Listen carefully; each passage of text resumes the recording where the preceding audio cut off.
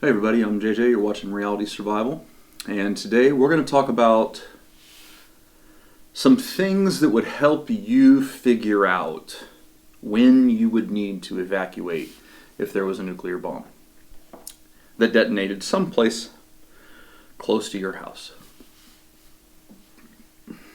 As you guys know, I do not believe that there is a very high likelihood of a nuclear bomb detonating inside the United States. A little higher probability in Europe, a little higher probability in Ukraine, but even still, probably less than 15% or so. I don't really think it's that high. Maybe I'm wrong. I could be wrong. That's, whatever. Could be. But I've had several people ask me in the comments, like, how do I know if I need to evacuate, if I need to move out and go someplace else and all that? So that's kind of the whole point of this video. I've got several items that they're really just kind of like things to make you think and potential questions to help you evaluate how you could make the decision to stay or go. Okay, I'm not, because there's so many variables involved. I can't say this is the hard and fast of how you know if you stay or you go, because everybody is equipped differently, everybody's homes are different, and all that kind of stuff. So we're talking here in very general terms, all right? So the first thing you want to think about is your home a suitable shelter? So even before the bomb goes off, do an evaluation of your home and find out, is it a good shelter? Now, I've got several videos on these topics that talk about what makes a suitable shelter, okay? And there's a nuclear survival skills playlist, nuclear war survival skills playlist, something like that. You can check that out. There's a couple of different ones, excuse me. And because here's the thing is, if your house, even if it was fully intact after the detonation, if your house is a poor shelter for fallout, then you really should look at an alternative someplace close by to you. Someplace that you could go close by to you within, 5-10 minutes of your house, some other building that would be more suitable to stay in and to shelter in. So that's factor one, because that is going to be just right off the get-go. If you live in a trailer house, you don't want to really shelter in a trailer house unless you've done some extensive modifications or something. If you live in like a ranch house in, say, Florida with no basement, with normal, typical drywall construction and all that kind of stuff, you probably don't want to stay in that house either. So again, those videos that I did, the previous videos, talk about all that kind of stuff, but that's important to understand. So the next thing to think about is how far are you from ground zero, from the blast? That is going to be important. If you don't have any broken windows in your house and you're not directly downwind of where it went off, then there's a pretty good indication that you probably wouldn't have to go anywhere. Now, wind can shift and all that kind of stuff, and so there's a lot of variables there, but as a general rule, if your house wasn't close enough to have the windows blown out, and that the house is suitable, right? So we're kind of building on each other here. Then you probably wouldn't have to go anywhere. Number three is, what is the yield of the weapon?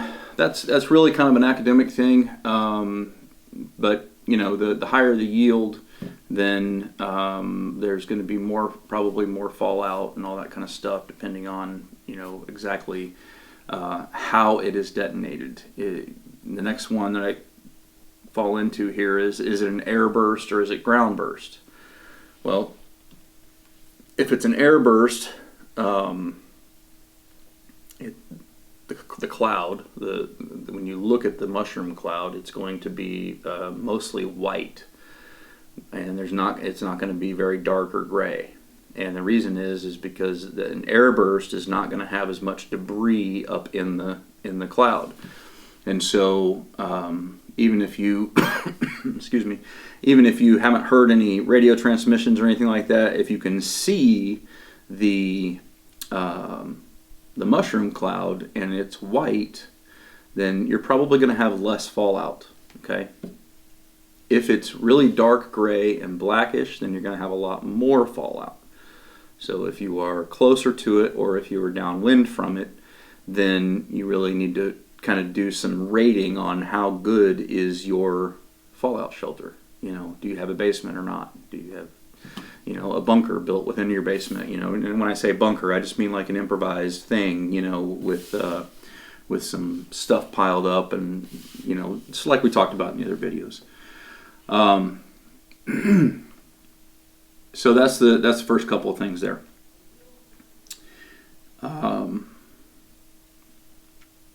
So then I talked a little bit about this. Is your home intact? So if the windows are not broken, that's a good sign. If the windows are broken, but your walls are not pushed in, then you're probably still fine.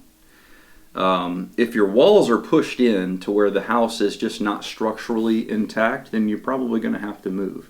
Even if you had a basement, I would say that, you know, there's still some potential danger there as far as collapse and all that kind of stuff. So you probably would want to go ahead and move if you had walls that were pushed out of place. That air pressure, that overpressure wave that happens, is very destructive to homes in the, you know, surrounding couple of miles around the detonation. Obviously, depending on how big it is, that could be a bigger area. So you got to take a look at and see what is the condition of your home. If it's just windows that are broken, you could probably seal those windows up with some plastic and some duct tape, and, you know, then go ahead and get in your basement or whatever, and you'd probably be okay. Excuse me. The next thing you want to think about is, what are the atmospheric conditions around your house? When you look outside, is it really dusty and, you know, dirty with a lot of fog and, you know, not fog, but just debris and you know, stuff in the air? Or is it a clear condition? Or is it mostly clear? Whatever.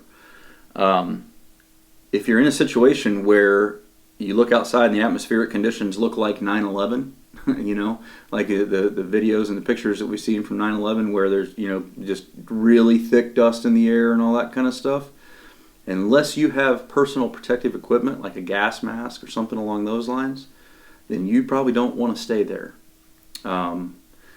because you're going to be breathing that in, and that is very harmful to you long term. The irradiated fallout, to breathe that in, is very, very harmful. Now, if you're that close, your home is probably completely destroyed. Okay, the chances of you surviving are probably pretty low, that you would be able to survive in the blast, unless you just happen to be in an area that was very sheltered and all that kind of stuff when the bomb went off. So most people probably don't have to worry about that. But there might be a thin band of people around the edge that could potentially survive and still have some really bad atmospheric conditions. Most likely, most of the people who did survive are probably going to have pretty good atmospheric conditions, because a lot of that dust and everything, it shoots out, and then it all comes right back in and goes up the thermal cloud into the mushroom cloud, or the thermal column into the mushroom cloud. So if the atmospheric conditions are not good and you don't have any personal protective equipment, then you should definitely cover your face and mouth immediately and get out of the area. Try to get to some place that is more clear, where, you know, you're going to be able to breathe and all that kind of stuff without potentially having contamination. Yeah, if your walls are pushed in, then you're going to have to move away from ground zero, at least until you start seeing structures that only have broken windows or something. You know, that would be a good physical sign for you when you're moving away from ground zero to, when you start to see that the walls aren't pushed in and everything, they've just got broken windows, then you could probably go and try to find someplace. And again, part of that would all depend on how prepared you are with your bug out bag and with, having like a kit, like I talked to you guys about having tools and plastic and duct tape and stuff like that, so you could make like an improvised area or something like that if you had to. Okay. Yeah, I mean, just going back to this point, staying in an environment that is highly contaminated, where the air and atmosphere is really, really dirty, is not going to be very survivable for very long, especially without a good gas mask or something. I've got an affiliate link in the description below with Mira Safety. They make some really good NBC rated gas masks and stuff like that. If you guys are interested, you can take a look down in the description below. They're pretty high quality. Here's another factor you really need to think about. Are there multiple fires burning in or around your neighborhood? Damage from fire is going to be very significant if there is a nuclear detonation. So you might be in a situation where your house is intact and the atmospheric conditions aren't really all that terrible, but there's fires, moving your direction, depending on with the way the wind's blowing and all that kind of stuff, or whatever. So you could potentially see a situation where you might have been okay to stay there, but because of other burning houses and stuff like that, you need to move. So, think about that. Another question you got to ask yourself too is, and maybe you have an answer, maybe you don't, but hopefully since you're watching this ahead of time, you will. Have you identified a better shelter location, and can you quickly access it? So again, I briefly touched on that one earlier, but assuming you don't have a good shelter in the first place, you definitely should already have a place picked out. But even if you do have a pretty good shelter, but you live close to a city center or some other potentially strategic target, then you should also have something else picked out ahead of time as an alternate. Use the whole PACE acronym, primary, alternate, contingency, emergency. Think about identifying multiple different places where you could potentially go. The next one you got to think about is, do you have a running vehicle? Can you even get to your alternate location in a reasonably short period of time? Right? Because this needs to happen fairly quickly. Right? Because you don't want to be outside when fallout starts to happen, and that probably could happen in 10 to 15 minutes, something like that. So it all depends on exactly how far you are from ground zero and everything. So do you have a running vehicle? Now, as you guys know, I'm an affiliate with EMP Shield. I think having an EMP shield on your vehicle makes a lot of sense, especially if you're worried about a nuclear war, a nuclear detonation of some sort, because even if it's a ground burst, which puts out a lower amount of an EMP, a lower amount of electromagnetic pulse, it's still going to do it in the whole, what's the right word for it, basically the whole radius or diameter that you see, where you can see it from, the line of sight, excuse me, thank you. The whole line of sight from where the bomb can be seen from is going to be affected by an EMP. So if you live in a city, or if you live someplace close to a potential target, then you really want to have one of those on your vehicle. Now, you can use the discount code Reality Survival, and that will save you $50 off per unit. So that's a pretty good deal. Next thing, do you got a bug out bag? Do you have an entry kit? I talked about that just briefly as well, so that you can safely stay at the shelter location for ideally 2 weeks, but as a very minimum, at least 2 days. The other thing you got to think about is, do you or your family members have any significant injuries that require medical intervention? Now, along with that, you need to think about, where is the nearest medical facility that's not going to be affected by the blast, right? So if you live close to a big town and there was a nuclear bomb that just detonated in the town, you're not going to be able to go to that hospital. You're going to have to go to some other hospital in some other town. So that really makes the transportation and logistics issues, quite a bit more difficult. one of the things that you can do so that you can treat the basics, you know, of major lacerations and cuts and all that kind of stuff is have a first aid kit or trauma kit from Refuge Medical. RefugeMedical.com is the company that I've decided to partner with as one of their affiliates. You can use the discount code Reality Survival. It'll give you 10% off of anything in the store. And they make the best trauma kits out there on the market, in my opinion. I've reviewed and seen lots of different kits, and they're always very, very well stocked. This is one called the Slick Kit. It's made to be able to fit into a cargo pocket, and it's got, you know, kind of just the bare essentials. And then they've also got bigger kits ranging into, you know, several $100s, you know, for really large, bigger kits and stuff. So, full range of stuff. Just go to refugemedical.com and check it out. But you might need to treat your own medical injuries, at least, you know, for the first couple of days, because how realistic is it that you're going to be able to go and get to a hospital? So it's important to have that stuff on hand already. Let's see here. Okay, so I also talked about this one a little bit. Are you downwind of the detonation? Usually that's going to be to the east of ground zero, but this can certainly change. The wind patterns could be erratic and different for a while right after a detonation. So, but as a general rule, in the lower 48 states, the prevailing winds generally move from the west to the east. So you can think about that ahead of time. If you can look at where you live and then look at a prevailing wind map and say, okay, well here the wind is generally, you know, from the west or southwest to the northeast. And if your house happens to be in that area, then you are going to be more likely to have a fallout situation if a bomb went off at, you know, whatever that big city is.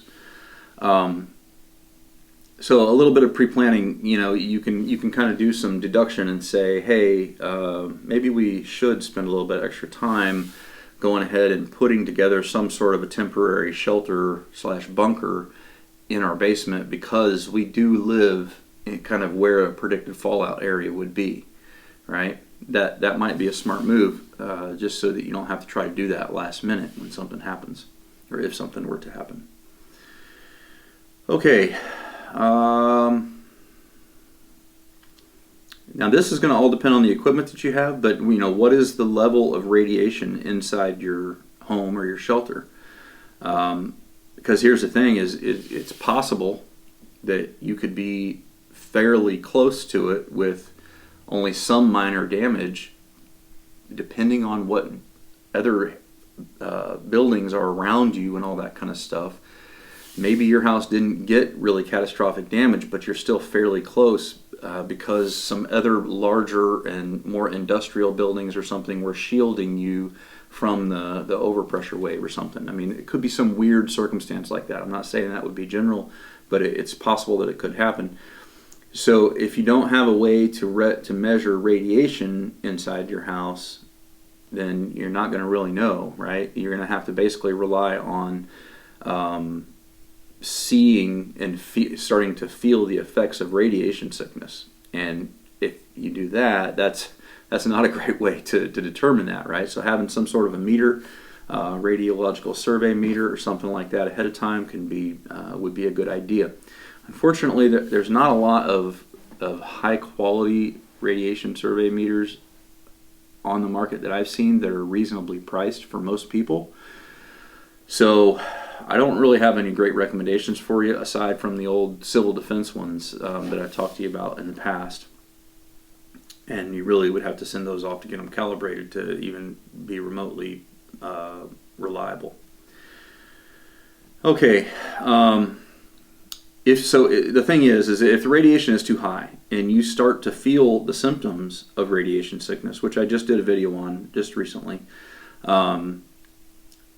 then you know you're going to be forced to move, right? Because if you're sheltering and you start having symptoms of radiation poisoning, then your shelter's not good enough. You know, whatever you thought it was going to be, but it's not.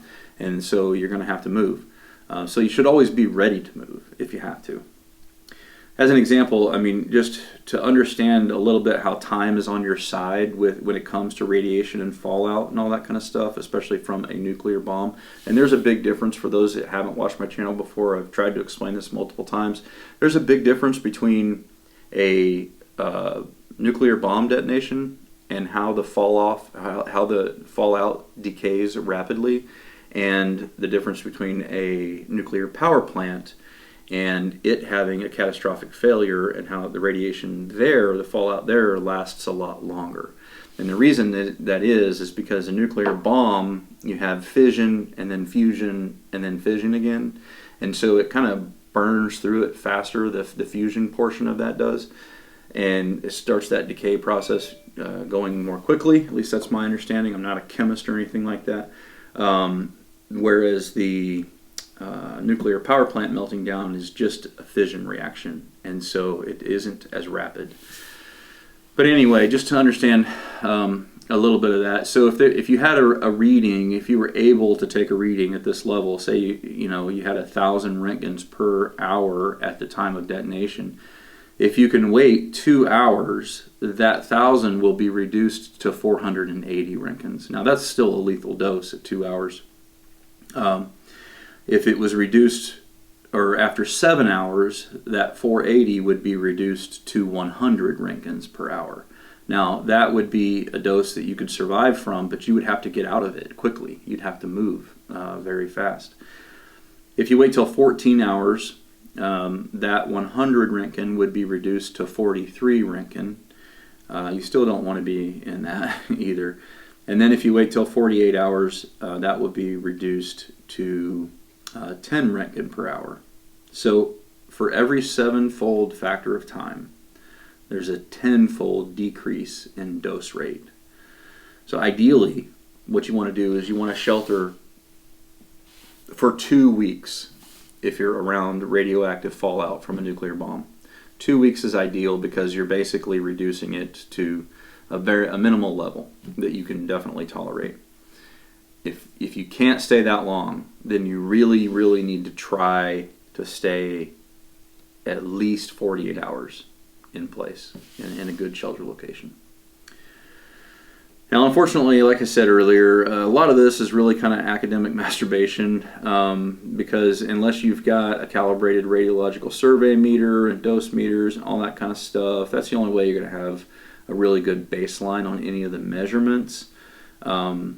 But hopefully, thinking about some of these things, some of those things that I was talking about earlier, will give you an idea of some things to think about to formulate a plan based on your circumstances and where you are. If you are not in a suitable shelter to begin with, then that right there is going to really guide your plan in one way that should be finding a better and more suitable shelter. If you live, close to a big city,